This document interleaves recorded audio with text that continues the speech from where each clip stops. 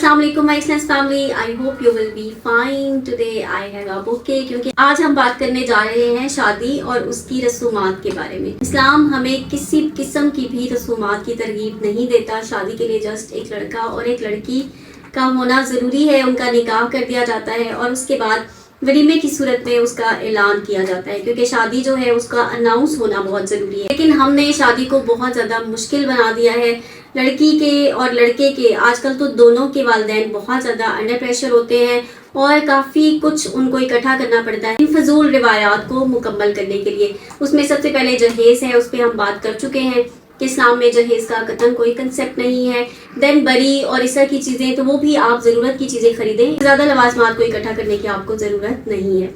आजकल new trend चला हुआ है कि ब्रांडेड कपड़े हों, ब्रांडेड शूज़ हों, फिर लड़की को लड़के को साथ में जाकर शॉपिंग करवाई जाए। अगर ना लेकर जाए तो वो नाराज़ हो जाते हैं कि हमें हमारी चॉइस की शॉपिंग नहीं करवाई गई। तो प्लीज़ काइंडली इन चीज़ों से बाहर आ जाएं और शादी को मुश्किल ना बनाएं। इन्हीं चीज़ों ने मिलकर शादी को मुश्किल बना दिया है, जिसकी वजह से यंग जनरेशन जो है वो गलत साइड पर जाती है, रॉन्ग वेज इस्तेमाल करती है। शादी की रसूमात के साथ साथ हम तो डायरेक्टली शादी वाले डे पे पहुंच गए, लेकिन उससे पहले भी बहुत कुछ सोशल मीडिया की वजह से और ये अवेयरनेस आने की वजह से बहुत सी ऐसी चीज़ें लोग शेयर करते हैं जो कि आम आवाम के लिए उसको डाइजेस्ट करना खासा मुश्किल हो जाता है और बच्चे और बच्चियां कॉम्प्लेक्स का शिकार हो जाते हैं। जैसे हमारे सेलिब्रिटीज हैं और डिफरेंट किस्म के जो मीडिया पर्सन्स हैं, वो अपनी शादियां किस तरह से करें, ना ख़त्म होने वाला सिलसिला फंक्शंस का स्टार्ट हो जाता है, जिसमें उपटन है, मायों है, मेहंदी है, ब्राइडल शावर है, शहदी है, आई डोंट नो कि क्या क्या है। मुझे तो अब नाम भी एग्जैक्टली याद नहीं आ रहे। तो ये सब फरसुदा रिवायात हैं, इनका कतन कोई इस्लाम में कंसेप्ट नहीं है और ना ही हमें इनको फॉलो करना है। जो लोग कर रहे हैं वो भी प्लीज़ इसको रोक दें, क्योंकि इसकी वजह से फिर आम बच्चे और बच्चियां कॉम्प्लेक्स हो जाते हैं और जिसका नहीं होता वो अपनी इनसाइड फील कर रहा होता है। तो उसमें फिर कपड़ों की भरमार और खानों की भरमार और बाकी चीज़ें, तो ये बहुत ज़्यादा एक्स्ट्रा बर्डन्स हैं। तो काइंडली इन चीज़ों को अवॉइड करें। देन शादी वाले दिन पे अगर हम आ जाते हैं तो उसमें काफ़ी सारी ऐसी रसूमात हैं जिनका कतन कोई कंसेप्ट नहीं है और जिनकी वजह से काफ़ी सारे प्रॉब्लम्स होते हैं। जैसे कि सबसे पहले शादी का खाना, उसमें भी डिमांड्स आ जाती हैं जी, इतनी डिशेस हों, सैलड की इतनी वैरायटी हो, कोल्ड ड्रिंक्स की ढेर सारी वैरायटी हो, इसके अलावा आपके पास बाकी भी काफ़ी सारी चीज़ें हो। तो शादी के खाने की वजह से पेरेंट्स बहुत ज़्यादा बर्डनाइज हो जाते हैं। और हम देखते हैं कि बहुत से लोग जो हैं वो अपनी एडवांस प्लेट्स फुल कर लेते हैं और फिर वो प्लेट्स ऐसे ही बची रह जाती हैं। आप लोगों से रिक्वेस्ट है कि काइंडली शादी का खाना हर किस वेस्ट ना किया करें, क्योंकि वो फुल प्लेट आप तक पहुंचने के लिए किसी के बाप ने सारी जिंदगी मेहनत की है। So please don't waste the food.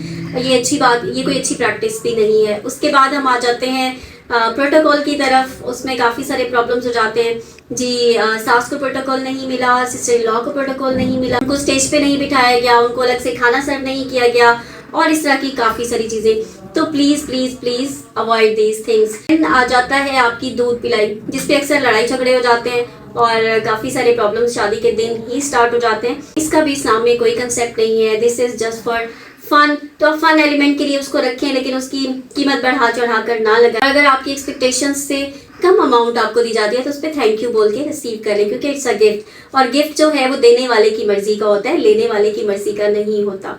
Then जूता छुपाई और इस तरह की काफ़ी सारी शुदा रिवायात होती हैं जिनको कतन हरगिज ना फॉलो करें। कुछ फैमिलीज में ये रसूमात भी होती हैं कि मदर इन लॉ को गोल्ड पहनाएं, सिस्टर इन लॉ को गोल्ड पहनाएं, तो उसकी वजह से पेरेंट्स बहुत ज़्यादा बर्डनाइज होते हैं। तो प्लीज़ ये खाना, दूध पिलाई और प्रोटोकॉल और गोल्ड और ज्वेलरी गिफ्ट्स जो हैं ये कतन इस्लाम में अलाउड नहीं है। अगर आप अफोर्ड कर सकते हैं तो आप करें, अदरवाइज जो है इनको करने की ज़रूरत नहीं है। और प्लीज़ प्लीज़ प्लीज़ शादी को आसान बनाएं।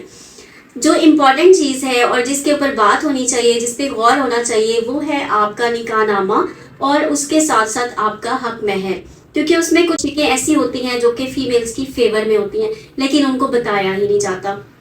और जब हक महर की बात आती है तो उस पे जो है वो बहुत जल्दी से फतवा लगा दिया जाता है। हक महर तो शरई ही होना चाहिए। ये लड़की वालों की साइड से भी आता है, लड़के वालों की साइड से भी ये बात की जाती है। और एक्चुअली हक महर क्या है और वो कितना होना चाहिए, और शरई तौर पर हक महर की अगर हम बात करते हैं तो वो कितना है, और निकाहनामे में कौन सी ऐसी चीज़ें हैं जो कि फीमेल्स की फेवर में जाती हैं और उनको नहीं बताई जाती, ये सब हम डिस्कस करेंगे नेक्स्ट वीडियो में। So stay tuned. Thank you so much.